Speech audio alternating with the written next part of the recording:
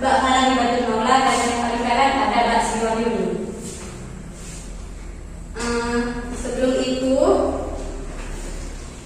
Sebelum masuk pada materi tentang kata baku, di sini akan disampaikan terlebih dahulu, yaitu apa sih bahasa Indonesia dan apa itu bahasa. Dan kali ini akan disampaikan oleh Mas Samsul Hadi. Kepada Mas Samsul disampaikan. Baik, terima kasih kepada moderator. Tentu saja di sini saya akan menjelaskan tentang pengertian bahasa Indonesia dan bahasa. Pertama, bahasa Indonesia adalah bahasa nasional dan resmi di seluruh Indonesia. Bahasa Indonesia merupakan komunikasi resmi yang diajarkan di sekolah-sekolah dan digunakan untuk disiarkan di media elektronik dan digital. Sedangkan bahasa adalah alat komunikasi sosial yang berupa sistem simbol bunyi yang dihasilkan dari ucapan manusia. Manusia sebagai makhluk sosial membutuhkan sarana untuk berinteraksi dengan manusia lainnya di masyarakat. Untuk kepentingan interaksi sosial itu, maka dibutuhkan suatu bahan komunikasi yang disebut bahasa. Terima kasih. Itu saja dari saya. Kurang lebihnya mohon maaf. Terima kasih untuk pemateri pertama. Selanjutnya dilanjut dengan pemateri kedua yang akan menjelaskan tentang pengertian bahasa baku dan tidak baku. Kepada Mas Taufik Rahman, disilakan. Assalamualaikum warahmatullahi wabarakatuh. Waalaikumsalam warahmatullahi wabarakatuh. Di sini saya akan menjelaskan tentang pengertian bahasa baku dan tidak baku.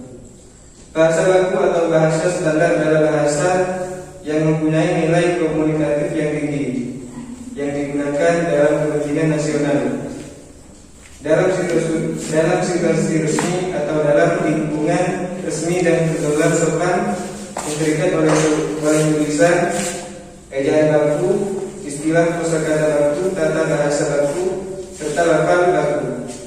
Sedangkan bahasa tidak baku adalah ragam yang berkode bahasa yang berbeda dengan kode bahasa baku dan dipergunakan di lingkungan tidak resmi. Pengertian kata baku secara singkat adalah kata yang telah ditentukan dalam satu kaidah tertentu dan KBBI dalam kurung Kamus Besar Bahasa Indonesia yang menjadi acuannya. Kata baku menjadi hal yang wajib diterapkan ketika membuat pesan tertulis maupun elektronik yang bersifat resmi atau dikirimkan kepada orang serta instansi tertentu. Menggunakan kata baku juga dapat melestarikan penggunaan bahasa Indonesia dengan baik dan benar, serta dapat mempersatukan bangsa dengan satu bahasa. Untuk melihat apakah kata baku yang kita gunakan sudah baik dan sesuai aturan adalah dengan melihat kata yang ingin kita gunakan, yaitu dalam bahasa Indonesia meliputi buku pedoman umum ejaan bahasa Indonesia yang disempurnakan, yang disebut EID. Kedua, Kamus Besar Bahasa Indonesia, yaitu yang dikenal dengan KBBI. Ketiga, buku tata bahasa baku bahasa Indonesia. Yang terakhir, pedoman ejaan bahasa Indonesia yang dikenal dengan UID. Adapun kata tidak baku biasanya adalah kata yang telah dipengaruhi oleh beberapa faktor. Salah satu diantaranya bahasa daerah dan kata tersebut tidak ada di KBBI. Kata tidak baku tidak dapat digunakan dalam penulisan pesan formal dan resmi, namun lebih sering digunakan saat mengirim pesan kepada teman atau sahabat serta perjalanan sehari-hari. Banyak kita jumpai dalam obrolan kita sehari-hari, seperti halnya contohnya kata tidak baku yang sering digunakan oleh kita ketika ngobrol bersama teman. Seperti halnya kalau di ilmu sekolah itu biasanya kalau mau sampai lulus biasanya kan ijazah itu ketika mau sekolah ke tingkat yang lebih tinggi itu biasanya ijazah sebelumnya harus kalau kita biasanya bilangnya legalisir. Nah itu bahasa yang tidak baku. Mungkin dari kalian ada yang baku itu apa? Dari kata legalisir itu kan kata yang tidak baku tapi sering kita gunakan karena menjadi salah kata. Ya, mungkin ada yang tahu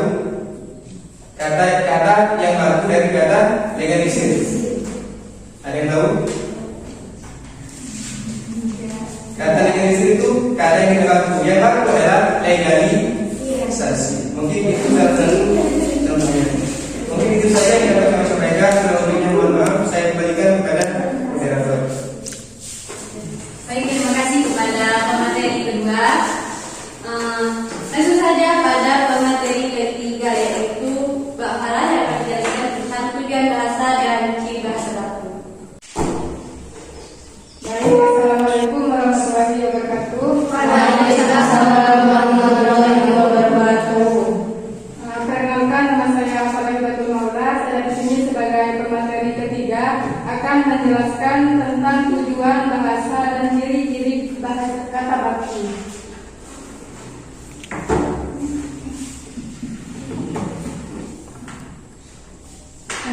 Sebelum memasuki ke tujuan bahasa, kita kan sudah belajar tadi, sudah mendengar pengertian bahasa itu apa sih?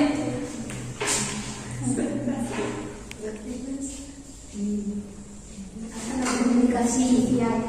Hah? Alat komunikasi sosial. Iya, pastinya kita sudah mengalami di dalam keseharian kita ya, sudah komunikasi setiap hari pastinya. Di sini saya akan menjelaskan mengenai tujuan bahasa.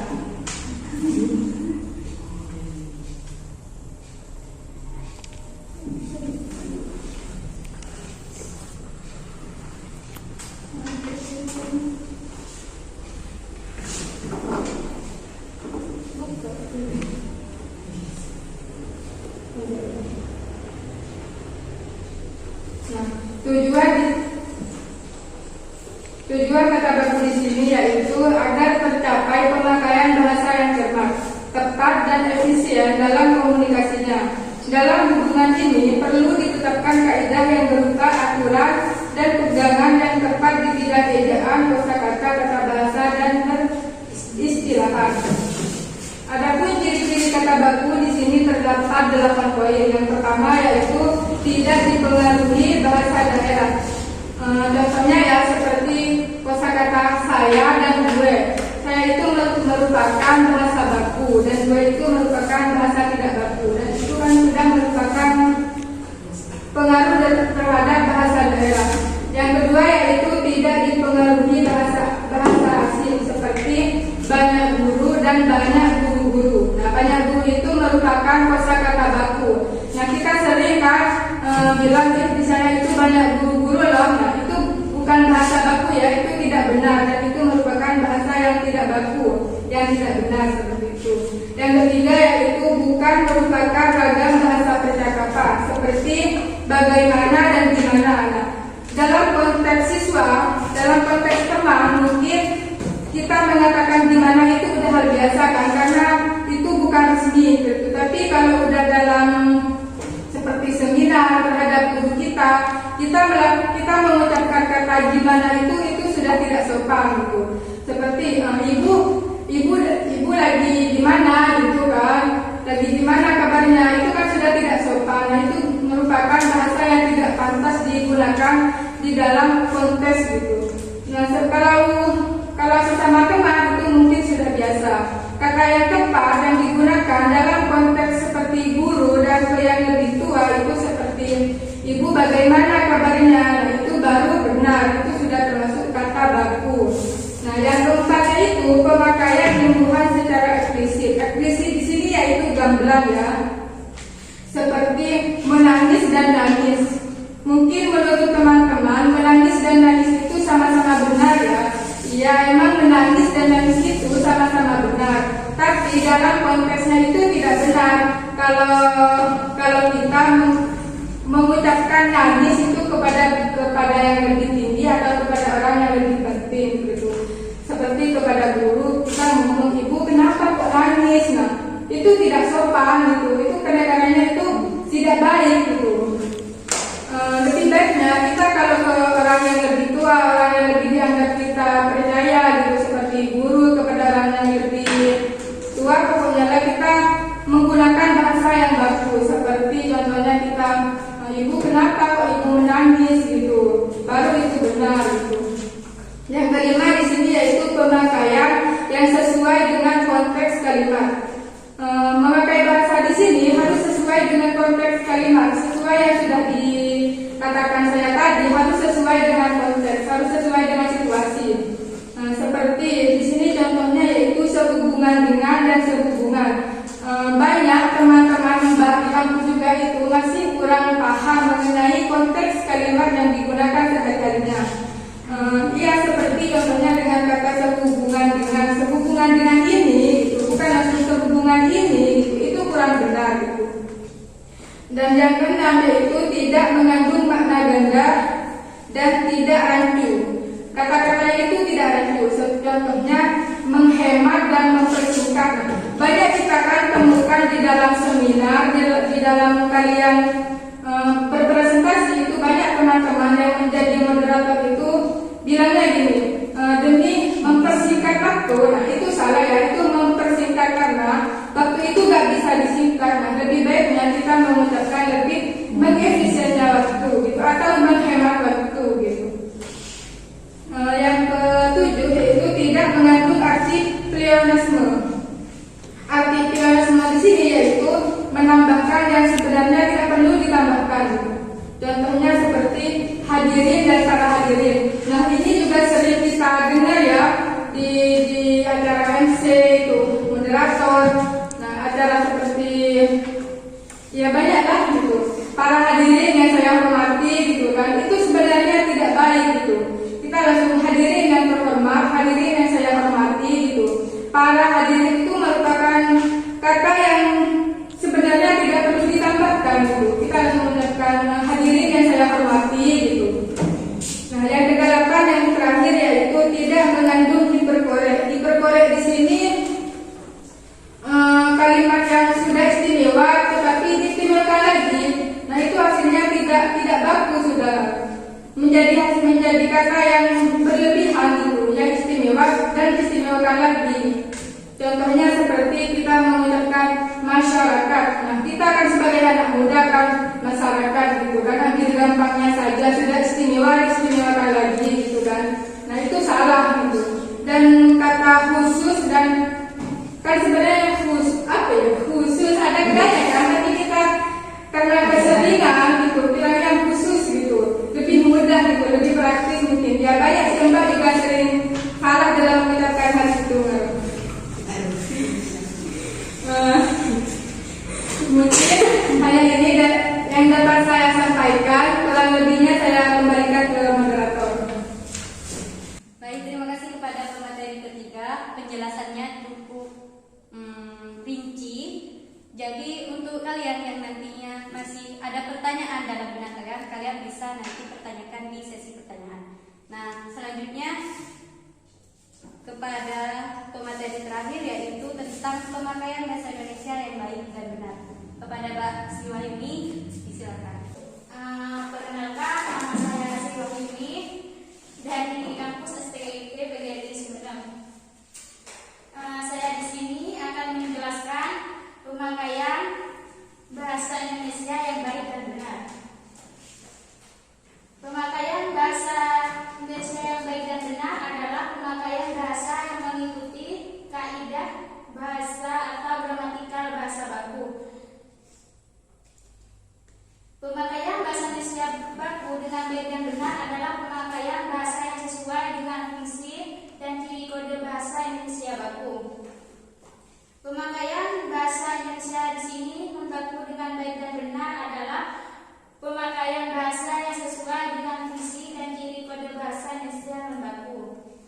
Penggunaan bahasa dengan baik menekankan aspek komunikatif bahasa. Kita harus memperhatikan kepada siapa kita akan menyampaikan bahasa kita. Oleh karena itu,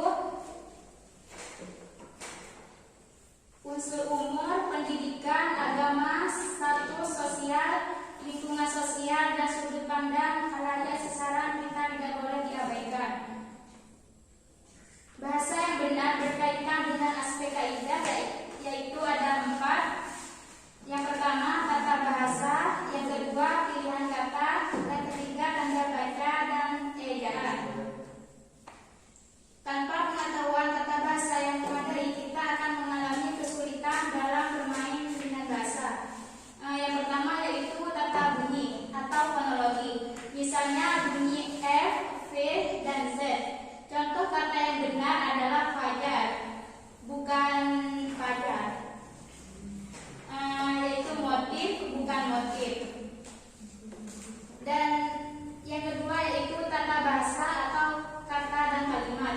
Misalnya, bentuk kata yang benar adalah ubah, bukan obah.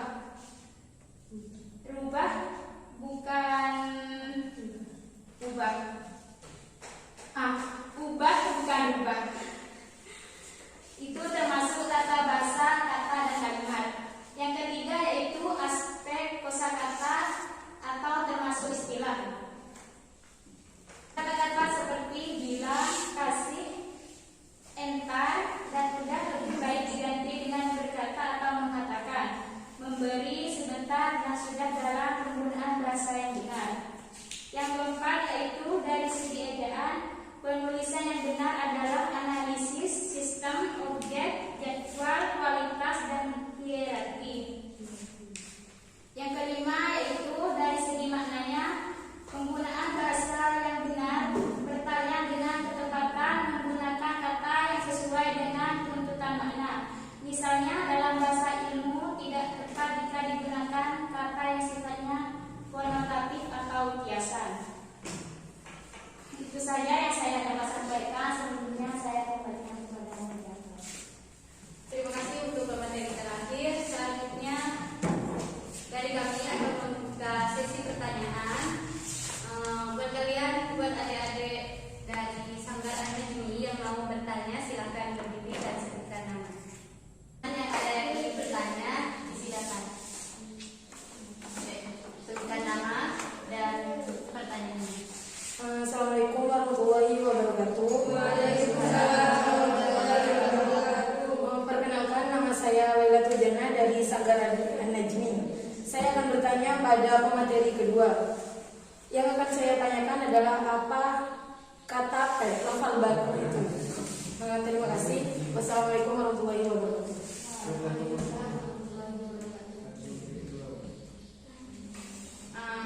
Baik, dilanjut terlebih dahulu. Selanjutnya ada yang mau bertanya lagi? Ayo, perkenalkan nama dan pertanyaan. Assalamualaikum warahmatullahi wabarakatuh. Waalaikumsalam warahmatullahi wabarakatuh. Perkenalkan, nama saya Zulfina Borinatin Hikmah. Saya akan bertanya kepada pemateri pertama, yaitu mengapa bahasa sangat penting dalam komunikasi. Baik, mungkin cuma ini. Wassalamualaikum warahmatullahi wabarakatuh. Waalaikumsalam. Ada lagi? Jika tidak ada, langsung saja saya akan membacakan pertanyaan dari peserta, dari teman-teman. Yang pertama yaitu ada apa sih lafal baku itu?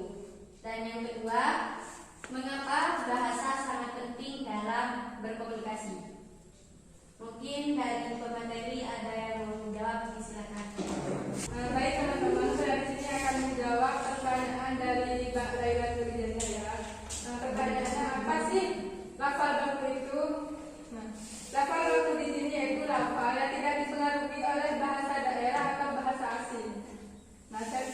Perbedaannya lafal baku dan kata baku itu, kalau lafal itu pelafalannya, kalau baku itu yang dimaksud kata baku itu sesuai dengan IED. Seperti tidak dipengaruhi bahasa asing kan? Seperti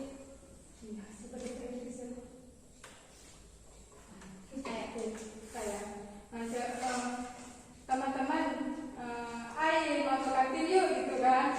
Nah itu kan sudah dipengaruhi oleh bahasa asing kan, sudah dimasuki bahasa asing. Nah itu bukan pelafalan bahasa baku yang benar, itu merupakan bahasa baku yang tidak benar gitu. Sedangkan pelafalan baku itu, lafal baku itu yang tidak dipengaruhi bahasa daerah atau bahasa asing. Kan banyak dari kita ya yang mengatakan itu, teman-teman kita ke kantin kok lemeliah begitu kan. Yang dari kita kan mungkin kalau sama teman itu udah biasa gitu. Kalau sama yang lebih tinggi, sama yang beda dari kita itu derajatnya kan, seperti kita ngomong ibu kaulah pamit izin gitu. Tapi dari bahasa itu benar, kaulah itu kan bahasa halus gitu. Bu kaulah izin. Nah itu kan sudah dimasuki bahasa daerah kan. Nah itu lafal yang tidak baku. Tapi di